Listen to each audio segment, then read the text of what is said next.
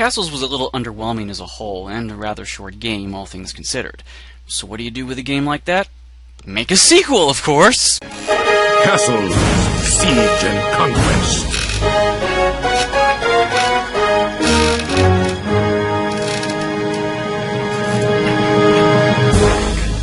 Unlike my previous episode, I'm going to spare you the overlay explanation. There's an in-game tutorial explaining all the basics. So I'm not going to bother! Let's start right in! We can win this! The story goes as follows. The King of Britannia has died without an heir, and civil war has erupted throughout Gaul over claims to the throne. Your goal is to become the next king crowned by the Pope. Once more, it's rooted in historical accuracy. Now, this game is chock full of FMVs. The mid-90s had a love affair with full-motion video, and everyone tried to cash in on it. This game threw its coin into the pot by offering dozens of movie clips about every castle type in the game and littering FMVs throughout when common events occur. It could offer supplemental entertainment, but these type of movie clips don't age well. If you want to watch them purely for the nostalgic, go right ahead, but they can rapidly become an eyesore. You can opt not to view any of these, but you still have to suffer through the in-game ones. Just deal with it. Once more, we're going to play on the hardest difficulty, impossible. So we're going to need to be focused right from the start. Choosing who you play as will determine your starting color and relative starting position. Plots function the same way as messengers did in the first game. They add in-game story elements that can have various outcomes and consequences. Like the first game, you have enough to be concerned over, so unless you want to stretch your sanity, turn them off. Speech adds cutscenes and a few FMVs during diplomatic exchanges and war victories or defeats. You have to wait through the speech on each of them because there's no text telling you what you're agreeing or denying at the bottom, so there's nothing to speed up gameplay. To protect your sanity, turn them off. Commodities can be selected as balanced, geographic, or random. Balanced puts a little of everything in relative ease of everyone's starting point, whereas geographic will clump like resources closely together. Take balanced. Castles 2 improved on the combat by offering a separate battle screen for fighting, where you can actually employ basic tactics. It's a welcome addition, but I didn't record any game footage of it. See, I play this game as a strategy game, not so much a strategy combat hybrid, so I turned battles off and allowed the game formulas and built-in RNGs to determine the outcomes.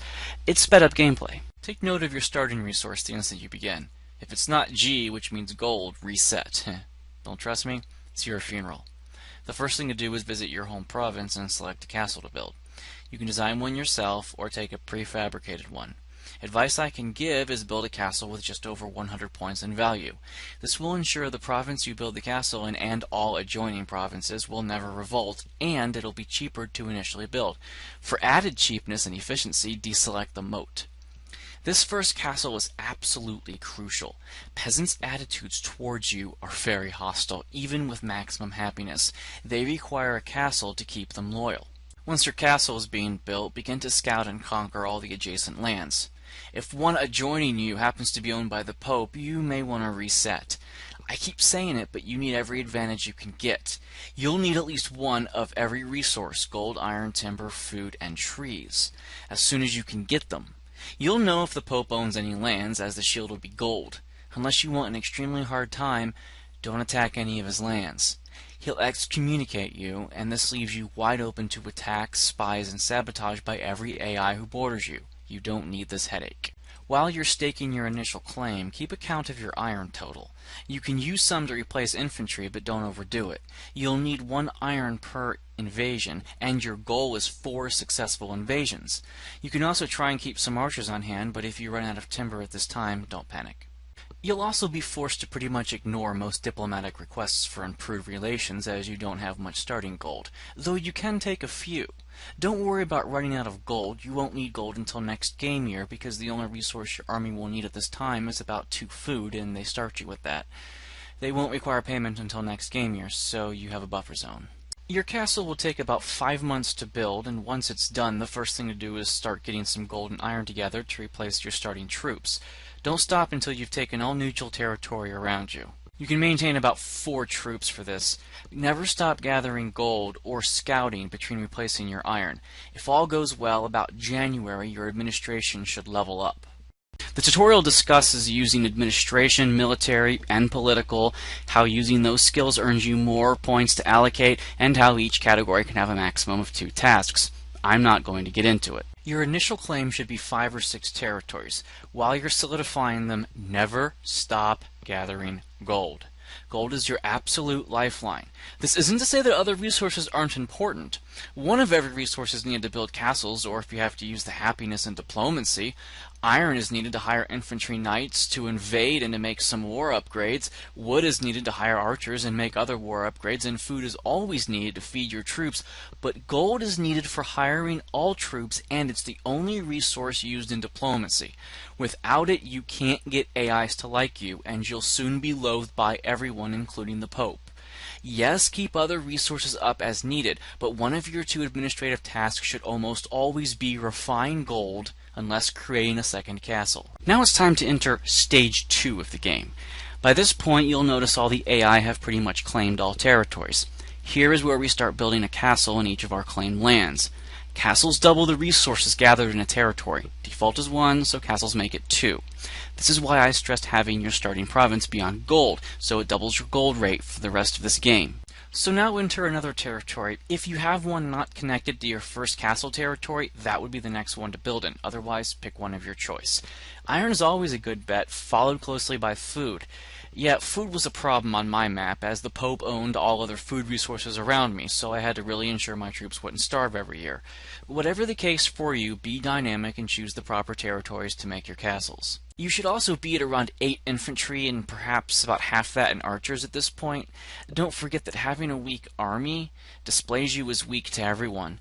They will happily try to invade you even at decent standing if you don't have a good army. And the Pope usually won't take you seriously when you try to claim the throne if you don't have an army to back you. In about 4 years of castle building and fortifying, you'll be able to build knights. I highly recommend having about 4 of them. So if you've played your cards right, you'll have several castles built and a good standing army of about 8 infantry, 4 to 8 archers, and hopefully 4 knights. What now? Well, remember, everyone is trying to be recognized as king by the Pope, and if the Pope has disposition of 8 or 9 with any player, that player can claim, which will appear under the Relations tab. This asks the Pope to recognize their legitimate claim to the throne. The Pope will take 1 month to consider the claim. At any time, you can check your current score using Council under Political. This will show you the ranking of every player. The higher the ranking, the more likely the Pope will consider the claim. After about 7 years, the top-ranking AI decided it had claim to the throne. If this happens, there's only one solution: murder the fucker. The only effective method to remove someone from the top score is to invade and eliminate their army units and territories. Both will be a drain on his resources, and after the month of consideration, the Pope will, hopefully, decide this baron is too weak to rule. Yes, I had a little bit of luck and that the top AI was bordering me. If this isn't the case, you probably won't have time to improve your score enough, and you'll lose. I should mention that if anyone is blessed by the Pope, this means disposition is at least 8, the Pope becomes angry if you invade that baron's territories. Yet this is easily adjusted by sending diplomats to the Pope with slightly generous offers. The Pope is rather greedy and turns a blind eye when distracted with gold. I had a great deal of satisfaction in dealing with this asshole. Eventually I ceased attacking him after his numerous attempts to stop my invasion with diplomacy. I had annexed most all of his territories and knocked his ranking below mine, so he was no longer a threat. Now, you don't have to be top ranking for the Pope to agree to your claim.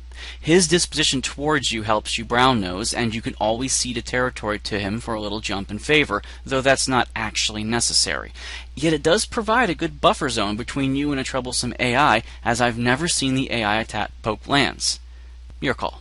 When you attack someone, their disposition towards you drops to 1 in about the first or second invasion.